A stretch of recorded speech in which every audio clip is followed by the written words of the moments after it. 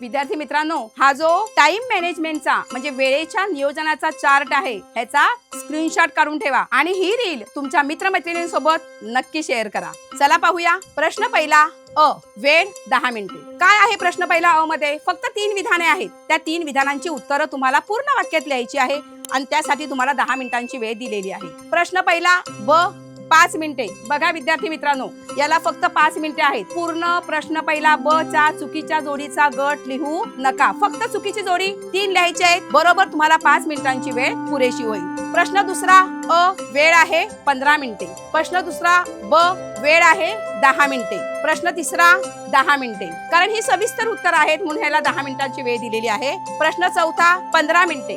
काय 15 मिनिटे दिलेत? कारण तुम्हाला उतारा दिलाय, तो वाचायचा आहे, समजून घ्यायचा आहे, मग उत्तरं लिहायची आहेत आणि त्यामुळे तुम्हाला 15 मिनिटांची वेळ दिलेली आहे. प्रश्न पाचवा वेळ 15 मिनिटे. इथे देखील 15 मिनिटे का दिली आहेत? कारण हे दीर्घोत्तरी प्रश्न आहेत आणि त्यामुळे ते व्यवस्थित लिहिणं गरजेचं आहे. 2 प्रश्न तुम्हाला लिहायचे आहेत आणि 15 मिनिटांची वेळ त्यासाठी पुरेशी आहे. इतिहासासाठी तुम्हाला एकूण 80 मिनिटांची वेळ दिलेली आहे. आता पाहूया राज्यशास्त्र. प्रश्न क्रमांक 6 वेळ 5 मिनिटे. फक्त 2 रिकाम्या जागा तुम्हाला लिहायची आहेत, त्यासाठी 5 मिनिटांची वेळ पुरेशी आहे. प्रश्न क्रमांक 7 यासाठी दिलेली आहे 10 मिनिटांची वेळ. प्रश्न क्रमांक 8 अ, एकच प्रश्न तुम्हाला लिहायचा आहे, दिलेली आहे वेळ 5 मिनिटे. प्रश्न क्रमांक 8 ब, इथे वेळ दिलेली आहे तुम्हाला 10 मिनिटांची. प्रश्न क्रमांक 9 वेळ 5 मिनिटे.